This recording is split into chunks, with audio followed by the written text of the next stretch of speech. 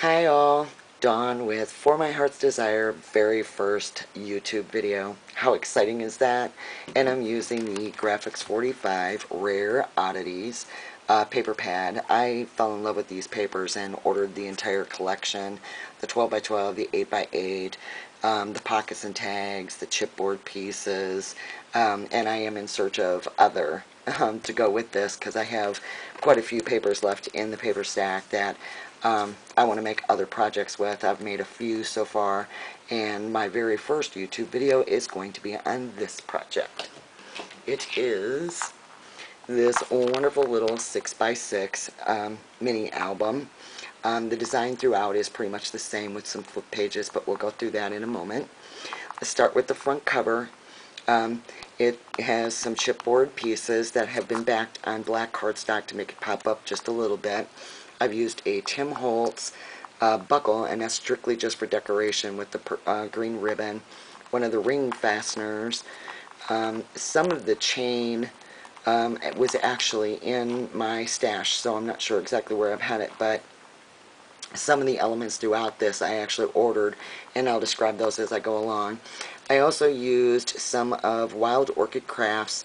I believe these are the cottage roses, and I colored them, a couple of orange, one green, and a couple of the purple to match with some of the ribbons and the colors throughout this paper pad.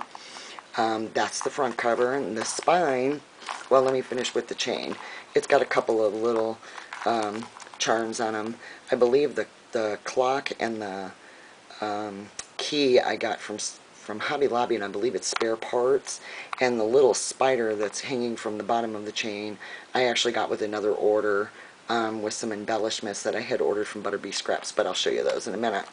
I had actually tied some multi-ribbons on the top and took one of the tags from the Pockets and Tags collection, mounted it on some black cardstock, and adhered it to the spine. Just love the colors in these. And then on the back, the purple paper again, and one of the embellishments from Butterbee Scraps, I added a brad that I had actually painted green to match some of the colors in the papers. Well, let's get into the album.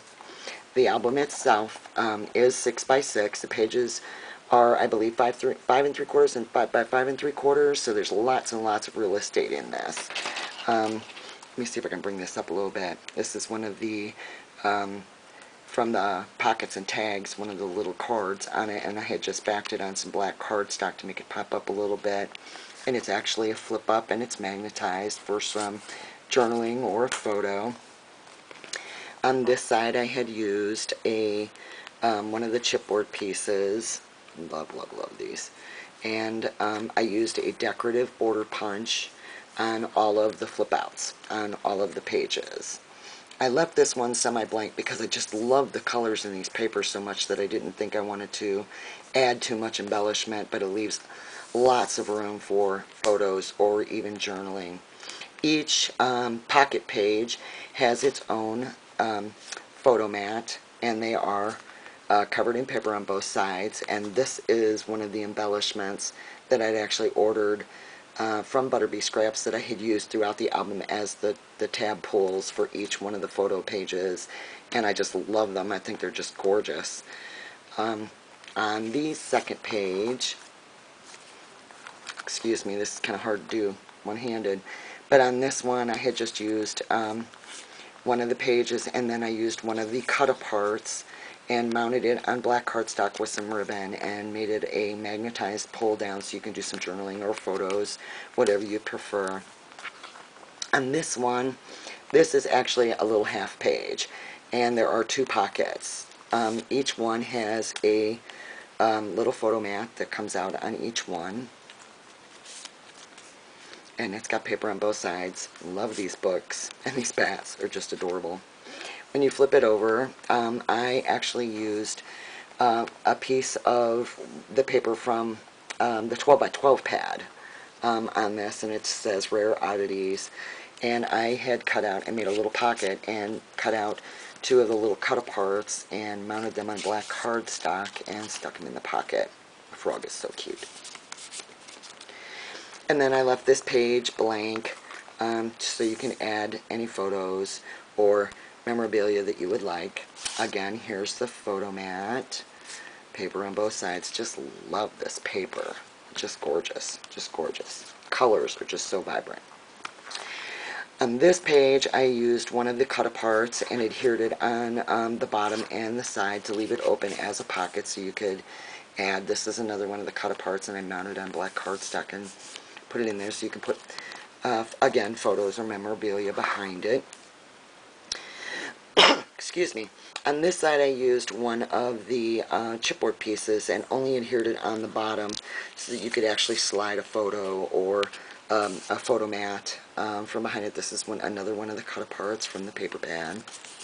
Put it on there. This is one of the pockets from the Pockets and Tags with the little tag. Oops. That crow is so cool. He goes back in there, and again, I left it pretty unembellished because I wanted to leave some room for lots and lots of photos. And again, here is the photo mat for this page. Pretty cool. The next one on the next page, let me get out of this a little bit so you guys can actually see. This is the books, and I think the colors in this were just so vibrant that I didn't want to embellish it either. I wanted to leave it to the point where you could add some photos or whatever to the page. This is two separate pages. They're little flip pages. This is one of the chipboard elements that I adhered on two sides to leave it open so you could slide something in it. And this is just one of the little cut-aparts from the paper collection. And this has its own photo mat, but I left it blank on the back so that if you wanted to add photos or do any journaling that you could. And it flips up like that. And on this side it has one of the tags from the Pockets and Tags. Again, I love that frog. On this one, I took a piece of the 12 by 12 paper that said Charmed and cut it out and mounted it on this one.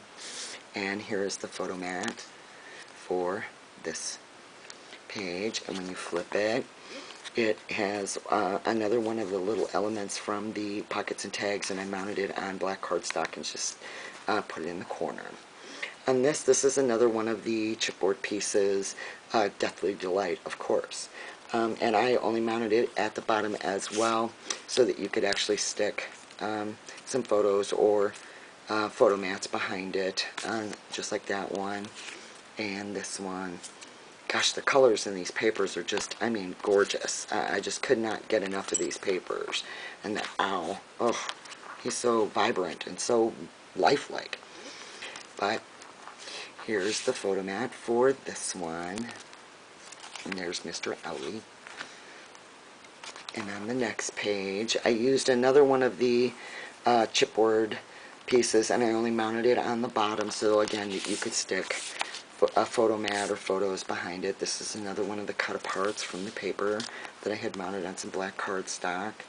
I made a pocket on this page, and it's a fairly deep pocket, so you've got quite a bit of room to stick photos or memorabilia behind it. And then I made a little mini photo mat, a little booklet, and left the back blank, so if you wanted to do any journaling or photo mounting, you could. And again, here is the photo mat for that page. And again, I took one of the cut-aparts from the paper collection and only mounted it on two sides so that you could actually put some photos or memorabilia behind it. This is another one of the cut-aparts. You are a rare oddity. And then on this back cover, I just made a very short pocket so you could actually leave it and put a lot of photos or memorabilia in it, and just made a little flip up, and I left the pages in this one blank so that, again, you could add photos or memorabilia to it. And that's the back cover again. Again, my Rare Oddities 6x6 mini album. Hope you guys enjoyed this, and I will see you soon. Bye.